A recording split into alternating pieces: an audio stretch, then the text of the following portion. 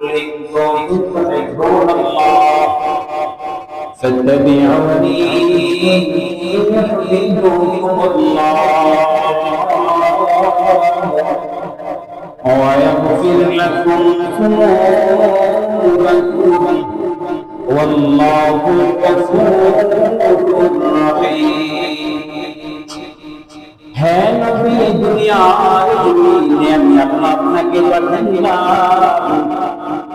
আমি আপনাকে পাঠাইলাম আমার কোরআন দিয়ে আপনার হাদিস দিয়ে আপনার উম্মতদেরকে প্রতিষ্ঠা করার জন্য আপনি বলে দেন তারা যদি আমি আল্লাহকে পাইতে চাই তারা যদি আমি আল্লাহকে পাইতে চাই আল্লাহর কাছে ক্ষমা চাইতে চায় তারা যেন আপনি নবীকে মানে আপনার নবীর দেওয়া পথে তারা চলে অল্পে তাদেরকে আরো জানাইয়া দেবে তারা যদি আমি আল্লাহর ক্ষমা চাইতে চাই আমি আল্লাহর ক্ষমা প্রার্থনা করে তারা যেন আপনার নবীকে মানতে হয় যে বান্দা নবীকে মানল সে আমি আপনাকে মানল যে আল্লাহ বলেন যে বান্দা আমি নবীকে মানল যে উম্মত আমি নবীকে মানল সে আমি আল্লাহর কাছে পৌঁছে গেল যে নবীকে মানতে পারল না যে নবীর সুন্নতকে ধরতে পারল না যে নবীকে মানল না সে যেন আল্লাহর সাথে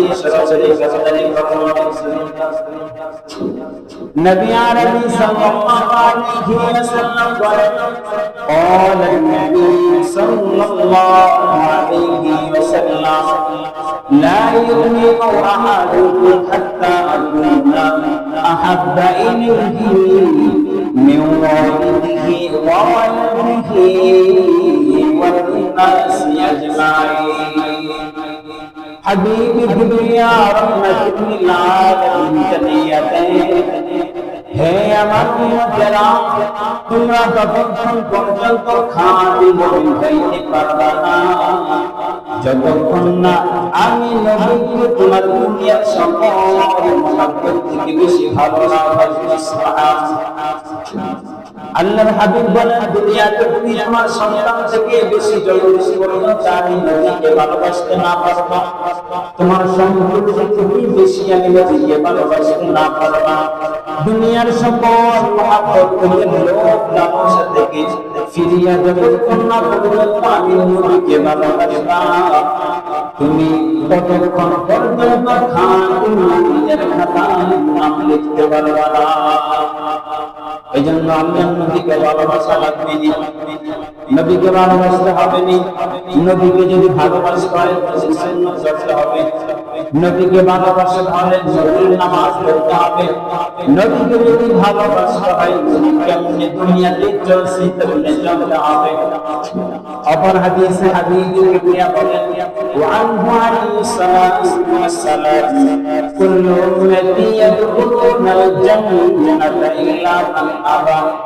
ইল্লা মান আবা قال من أطاعني دخل الجنة ومن عصاني فقد أبى আল্লাহ নবী সাল্লাল্লাহু আলাইহি ওয়াসাল্লাম বলেন যে উম্মত আমি নবীকে যে বান্দা আমি নবীকে অস্বীকার করবে তাকে নবীকে যে অস্বীকার করবে তাকে ছাড়া আমার সকল উম্মত জান্নাতি সুবহানাল্লাহ জিজ্ঞাসা করা হলো ইলা ইয়া আবা ইয়া রাসূলুল্লাহ তারা অস্বীকার করলো قال من أطاعني دخل الجنة ومن عصاني فقد أبى যারা আমি নবীর আনা দ্বীনকে ইসলামকে মানল অনুসরণ করল তারাই জান্নাতি যারা ইসলামকে মানল নামাজ পড়ল রোজা রাখলো হজ করল আমি নবীর দেওয়া প্রত্যেকটা সুন্নতকে পালন করব তারাই জান্নাতি ওয়ামান আসানি ফাকাদ আবা আর যারা আমাকে অস্বীকার করলো নামাজকে অস্বীকার করলো না ছেড়ে দিল রোজা ছেড়ে দিল হজ ছেড়ে দিল গুনাহের কাজ ছাড়লো না তারাই জাহান্নামী চিন্তা করে দেখেন দৈনিক কতবার আপনি আল্লাহকে নবীকে অস্বীকার করতেছেন 5 ওয়াক্ত নামাজ না পড়লে 5 বেলা কয় বেলা পাঁচ ওয়াক্ত নামাজ আপনি না পড়লে আপনি নবীকে আল্লাহকে চিনলেন না, আল্লাহকে স্বীকার করলেন না। যদি আল্লাহকে নবীকে ভিতর থেকে ভালোবাসতে এক ওয়াক্ত নামাজের পর অপর নামাজ আসা পর্যন্ত, মাইকের সাউন্ড থেকে মাইক থেকে আযান আসা পর্যন্ত কান আপনার মাইকের দিকে লাগবে, ঠিক কিনা? যতক্ষণ না আযান আসছে মানুষের ঘুম আসবে না। জোহর করে গেছেন, তখন আসর আযান দেবে, এটা হলো আল্লাহর ভালোবাসা। ভালোবাসা ওইরকম ভালোবাসা ওই যতক্ষণ পর্যন্ত পৌঁছাইতে না পারবেন পরিপূর্ণ মুমিন হইতে পারবেন না। এবার চিন্তা করে দেখেন আপনি পরিপূর্ণ মুমিন আছেন কি নাই। নিজেরটা নিজে ভাবলে বুঝতে পারবেন আসলে মুসলমান কিনা না নামে মুসলমান। আল্লাহ নবী সাল্লাল্লাহু আলাইহি ওয়াসাল্লাম বলেন, قال النبي صلى الله عليه وسلم من أحب سنتي فقد أحبني ومن أحبني كان معي في الجنة। যে উম্মত আমার একটা সুন্নতকে মহব্বত করবে, যে উম্মত আমার সুন্নতকে মহব্বত করবে, সে আমি সুন্নতকে মহব্বত করব। যে আমি নবীকে মহব্বত করব, সে আমি নবীর সাথে জান্নাতে প্রবেশ করবে। সুবহানাল্লাহ। নবীর সাথে জান্নাতে যাইতে চান কিনা? যদি নবীর সাথে জান্নাতে যাইতে চান তবে প্রত্যেকটা সুন্নাত আপনার মানতে হবে। যদি নবীকে পাইতে চান, নবীর শাফায়াত পাইতে চান, নবীর একটা সুন্নাত ছাড়া যাবে না। আল্লাহ রাব্বুল আলামিন নবীর মাধ্যমে জানিয়ে দেন কঠিন মুসিবতের সময় যে উম্মতের একটা সুন্নাত ত্যাগ করেছে, আল্লাহ রাব্বুল আলামিন তার আমলনামায় 100 সুন্নাতের সওয়াব দিয়ে দেন। সুবহানাল্লাহ। কয়শো সওয়াব? 100 সুন্নাতের সওয়াব।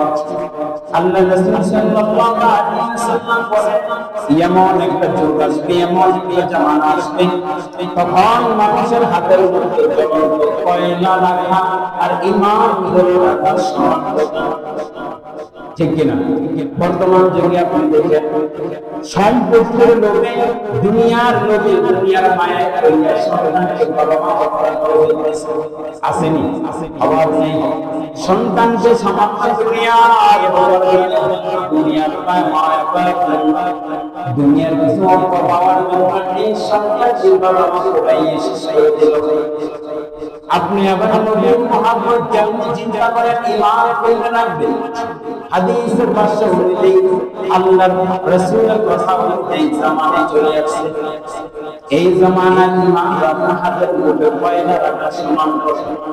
এজন্য মুসলমান নবীর একটা সুন্নাত আপনি ধরে রাখতে পারলে, এই একটা সুন্নাতের উসিলায় নবীর সাথে আপনি জান্নাতে যেতে পারেন। সুন্নাতের কি দাম, আল্লাহ নবীর একটা সুন্নাতের কি দাম শুনে হযরত ওমর ফারুক রাদিয়াল্লাহু আনহু জামানায় আবু ওয়াক্কাস নামক একজন সাহাবী, তাকে আমিরুল মুমিনিন হযরত ওমর ফারুক রাদিয়াল্লাহু তাআলা আনহু সেনাবাহিনী বানিয়ে তাকে মিশরে পাঠাইলেন যুদ্ধ করতে। মিশরে পাঠাইলেন যুদ্ধ করতে, যখন মিশরে দরজা দিয়ে ঢুকে যায়, মিশরের লোকরা কাফেররা দুর্গটাকে ভঙ্গ করে দেয়, তাদের কাট দিয়ে ফেলে। সেখানে ওয়াক্কাস সাহাবী রাদিয়াল্লাহু তাআলা তারা সৈন্য সকলে আটকে যায়।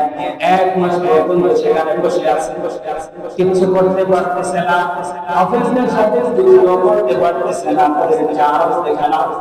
এক মাস হয়ে গেল, আমিরুল মুমিনিন হযরত ওমর ফারুক রাদিয়াল্লাহু তাআলা আনহু চিঠি পাঠাইলেন। আমিরুল মুমিনিন এক মাস হয়ে গেল, তারা আমাদেরকে দুর্বলতা আটকে রেখেছে, গেট বন্ধ করে রাখছে, তাদের সাথে আমরা কিছু করতে পারতেছি না। আমিরুল মুমিনিন ওমর ফারুক রাদিয়াল্লাহু তাআলা বলেন, আমি আপনাদেরকে সাহায্য করতে পারবো না, কিন্তু দেখেন সেখানে যাওয়ার পরে আপনাদের থেকে কোনো একটা সুন্নাত ছুটে গেছে কিনা। আল্লাহু আকবার। দেখেন, চিন্তা করে দেখেন কোন একটা সুন্নাত আপনাদের থেকে ছুটে গেছে কিনা। তিনি চিন্তা করে দেখলেন আমাদের থেকে কোনো সুন্নাত ছুটে যায় নাই। তখন ওয়াকিস রাদিয়াল্লাহু তাআলা আনহু সকলকে নিয়ে বসলেন।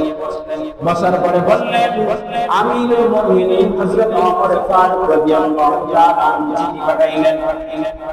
বললেন যে দেখেন আপনাদের মধ্যে কারোর মধ্যে কোনো একটা সুন্নাত ছুটে গেছে কিনা।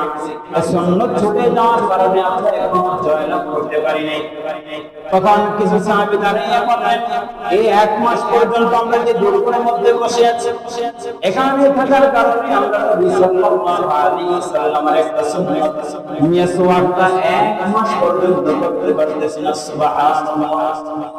তখন আমিরুল মুমিনিন রাদিয়াল্লাহু তাআলা আনহু কথা অনুযায়ী রাদিয়াল্লাহু তাআলা আনহু বললেন, ফজরের আগেই, ফজরের নামাজের জন্য প্রস্তুতি নেওয়ার আগেই সকল মিয়াসওয়াক করে যাও, সকলে মিয়াসওয়াক করে ওযু করে তারপরে নামাজে যাইবেন। কথা অনুযায়ী, আমিরের কথা অনুযায়ী সকলে মাঠের মধ্যে চলে গেলেন। মিশরের যেখানে চলে গেলেন, যেখানে ডাল পাইছেন কেটে নিয়ে আসছেন, মিয়াসওয়াক করা শুরু করছেন। সুবহানাল্লাহ। আল্লাহর নবী সাল্লাল্লাহু আলাইহি ওয়াসাল্লামের মিয়াসওয়াকের সুন্নতের এত দাম, যখন মিয়াসওয়াক করতেছে অপর দিক থেকে কাফেররা তাকাইয়া দেখতেছে, এত পর্যন্ত তারা এখানে বসে বসে মাছ মাংস খাইছে, সময় কাটাইছে, কিছু করে নাই। হঠাৎ করে গাছ খাওয়া শুরু করলো। তারা ভাবতেছে তারা গাছ খাইতেছে, কিন্তু তারা তো গাছ খায় না।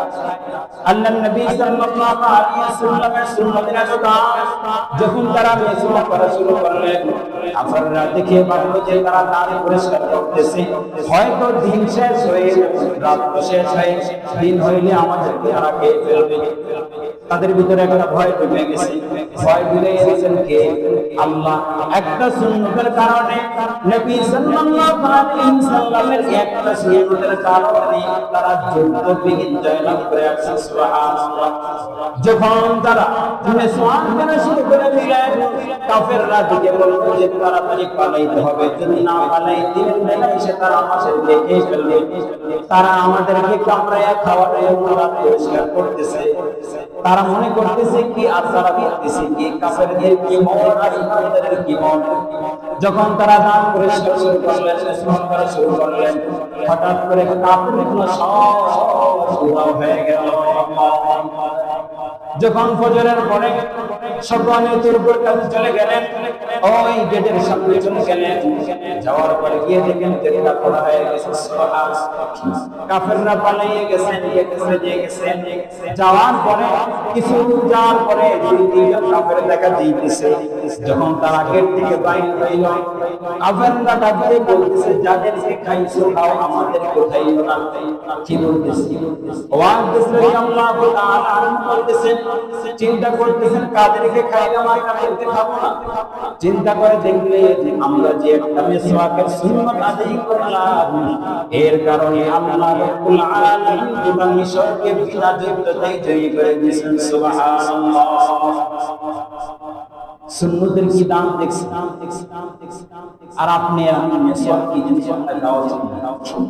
আমি আরো একজনে বলছিলাম, আমি খেয়াল আছে মিয়াসওয়াক করার, এই যে মুখে দুর্গন্ধ হয়, মিয়াসওয়াক করার কারণে মুখের দুর্গন্ধ চলে যায়। আল্লাহ রাসূল বলেন, একটা সুন্নাত যদি না পেয়ে যাও, একটা সুন্নাতের উপর আমল করে, একটা সুন্নাতের কারণে আল্লাহ নবীর সাথে জান্নাতে যেতে পারবে।